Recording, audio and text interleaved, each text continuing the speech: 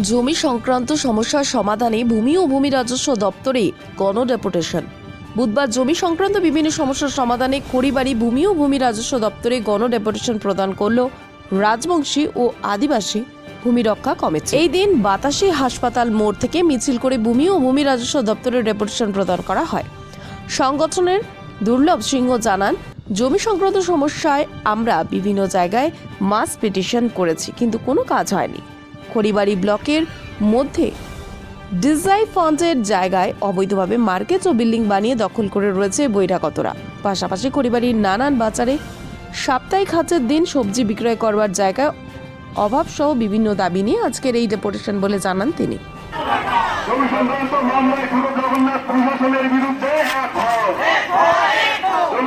বেলারু চত্বরে যে ডেপুটেশন দেওয়া হলো 17টা দফার পর বেলারু চত্বরে দেওয়ার আগে আমরা বেলারু এইচডিও ডিএলআরু বিডিও এইচডিও ডিএম থানা এসপি ডিএসপি সব জায়গায় করেছি। কোনো জায়গায় রিপ্লাই না পাওয়ার পরে 16 তারিখ থেকে আমরা পথে নেমেছি। 1 নম্বর আমাদের পণ হলো সুগ্ধ নাগাছিয়া, আজ থেকে 75 বছর ধরে আধিয়ার, সে কেন সমস্যা সলভ পাচ্ছে না। 2 নম্বর ভজনপুর এলাকা পিছল সিংহ এলার আরএস থাকার করো সেই জমি দখল পাচ্ছে না। আর কল্যাণপুরে শুধু আদিবাসী জমি না, ওখানে আমাদের রাজবংশী লোকের জমি আছে। জমি ছিল 50 শতক, সেখানে জমি আছে 6 শতক।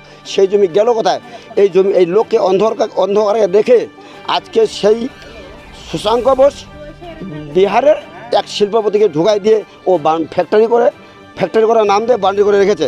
কেন করতেছে? অবিলম্বে এই সমস্যা সলভ করতে হবে।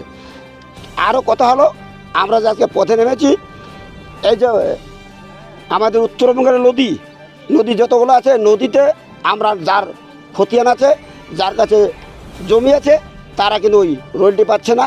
রয়্যালটি পাচ্ছে দক্ষিণবঙ্গের রাজনৈতিক দলের লিডার বিহারের দাদা। এই দাদা আর নেতার জন্য বন্ধ করা হয়। আরেকটা প্রশ্ন হলো যে ডিআই ফন্ডের জায়গা খড়িবাড়ি ব্লকের 4-4খানা জায়গা আছে। খড়িবাড়ি হাটে আছে 69 বিঘা, বাতাসি আছে 41 বিঘা, অধিকারী আছে 59 বিঘা। অধিকারী হাটের গরুহাটিরা লকডাউনের পরে কোথায় গেল? আজকে গরুহাটি নাই, আমরা ঘরে বিক্রি করতেছি। খড়িবাড়ি হাটে ধান বিক্রি করার জায়গা নাই, সবজি বিক্রি করার জায়গা নেই। কৃষক যাবে কোথায়? সাধারণ লোক কোথায় বা হাট বাজার করবে? সেই জায়গা নাই। এর দায়বদ্ধতা হাটবাবু, প্রশাসন দেখেও দেখে না, শুনেও শুনে না। হাটবাবু পয়সা যা সরকারি বেতন পায় সেটা হচ্ছে না। আপনারা কি চাই? আমরা চাচ্ছি ডিএ ফন্ডের জায়গা যেন ক্লিয়ার হয়, কৃষক যেন সঠিকভাবে বাজার করতে পারে, সবজি বিক্রি করতে পারে।